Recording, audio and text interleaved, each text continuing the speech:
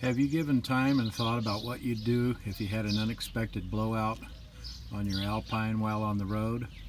I'll show you a few things to consider and carry with you so that should that happen, you're prepared, you can change the tire yourself, you're not stranded waiting on AAA or somebody else to come out, hopefully, and take care of you. The first thing you're going to need is a socket that's going to fit those lug nuts that's on your Alpine wheels. This is a 13/16 impact wrench socket, 6-sided, and that's what you want, a 6-sided, not 12-point.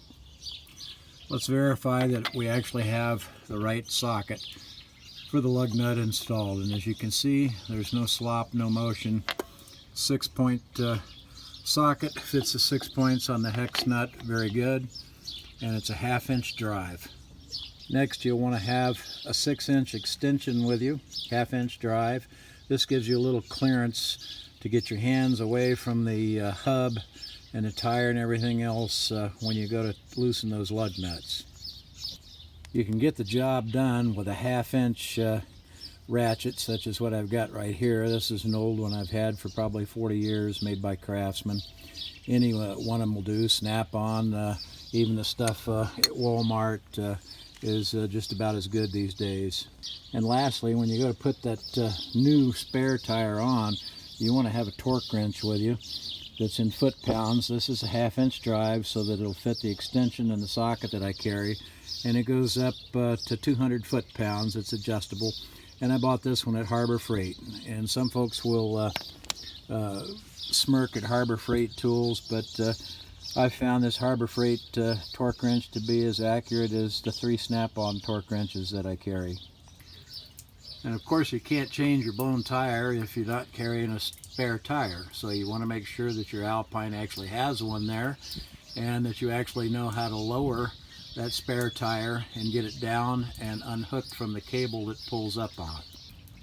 On the passenger side of your Alpine is where you'll usually find this, and it's just looks like a pipe with a bolt on the head on the end of it, and this is where you put your special tool that should have been included with your Alpine, and this lets you crank down the spare tire so that you can get the spare tire unhooked off the cable lift assembly. It's very simple, and you can use the spare tire to take care of your flat.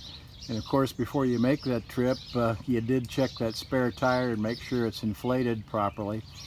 This is the old original OEM tire that came with the Alpine. So it's inflated to 80 psi, which is the max cold psi on the side of the tire. And you want to make sure that your spare is always inflated when you're checking your 4 tires on the Alpine. And this is an image of the crank tool that should have been included in your Alpine. I carry this one in the baggage compartment, and on the end of it you can see the socket in that fits on the fitting that I showed you that will allow you to lower that spare tire down should you need it. So what do you do when you've got that blown tire on the side of the road for jacks? Well, you can carry a bottle jack. Probably a 4 to 6 ton bottle jack is the smallest and easiest thing to carry, and you can place that directly under the axle of the tire that's blown, and use a wood block under the base of the jack to stabilize the bottom of the jack itself. Or you can simply use your 6-point hydraulic Lippert level up system, and you can manually lift the side where the blown tire is at to change the tire. Before you either use a jack or manually use your Lippert level up system to raise that blown tire off the ground, you'll want to break loose the lug nuts. There's 8 of them, and you want to break each one of those slightly loose. Otherwise, when you get the tire up in the air, you're going to find that you're not going to be able to break those lug nuts loose because the tire is just going to want to spin on you. So we're sitting here and we're ready to replace this blown tire we've got on the left side. I'm not going to use the bottle jack that I carry. The 5th wheel is still hooked up to the truck, I could do the same even with it not hooked up to the truck. And we're simply going to go into manual mode. And as you can see on the display, there's a manual. And then we'll press enter. And I want to manually raise the left-hand side of the fifth wheel, which we're doing right now. And let's come back and check and see if I have that tire up off the ground high enough. And yes, I do. And you'll notice that both tires on the left side of the Alpine are up in the air. So now what I can do, I've already loosened the 8 lug nuts and take all the lug nuts off, get the blown tire off, get my spare tire in position, install the spare tire, and finger tighten the 8 lug nuts down, and go ahead and use your wrench and just snug them. No torque or anything, just snug those 8 lug nuts down just slightly before we lower the fifth wheel back down and put weight on the tire. Okay, now we're ready to lower that left side that we manually lifted. So we've turned the retract on. We're still in manual mode, and the left side is the one that I manually raised, and so we're going to manually lower that back down. And we'll go back here and check these tires, and you can see the weight is back on the ground on both. I can't spin either tire. And so what I would do now is get my torque wrench and set it to 150 foot-pounds and torque these 8 lug nuts back down. And for demonstration purposes only, I've got my torque wrench set at 110 foot-pounds. And what you want to do is a star pattern torque. So I've got the torque wrench in place with the 6-inch extension. You can see now how much more room that I have.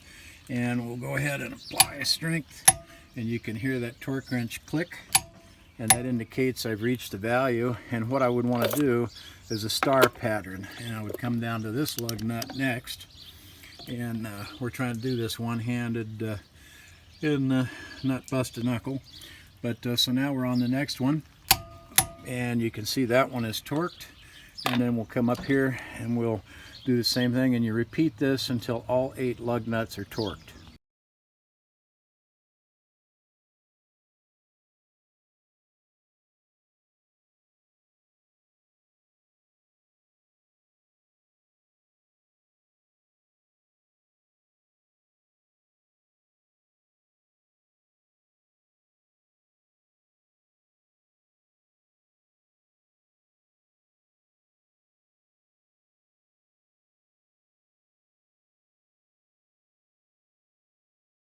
And there is a 3-step torque sequence that is outlined in your Keystone Owner's Manual, and it'll start off with a lower value of foot-pounds and increase accordingly. So what Keystone wants you to do is they want you to torque these wheels or lug nuts at a given value and in a star pattern, crisscross pattern, and then you increase the torque and retorque them in a star pattern, and then increase the 3rd time and retorque again. And that is a recommended way to do it.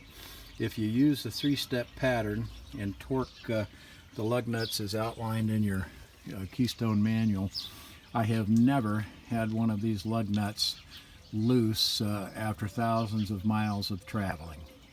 So to wrap this up, that's all you really need. If the fifth wheel is hooked up to your truck when you're changing a blown tire, you don't need to worry about having the other side of the axle chalked. In this case, we're sitting here at home, so that's why the front axle tires were chalked. They're chalked on the other side as well, so that way when I lifted the fifth wheel manually on the left side, the right side axle tires were on the ground, and there was no danger of the fifth wheel moving. With it hooked up to the truck, if you're out on the road, the fifth wheel's not going to move anywhere anyways. In lieu of carrying the half-inch breaker bar and extension, you could also carry one of those nice cordless half-inch drive torque wrenches, impact wrenches. However, you may find that, especially if you're older like I am, you may find that the torque is a bit more than what you can handle, Whereas with a 1/2 inch breaker bar and extension, you can get both hands on that, or you can even put a piece of pipe on the end of the breaker bar to give you more leverage. And a 10-year-old kid could break these loose with the right amount of leverage. So that's something to consider. And as you can see, it's a rainy day here in Idaho, but I was bored, so I thought I would show you how to change a blown tire in case that should happen to you.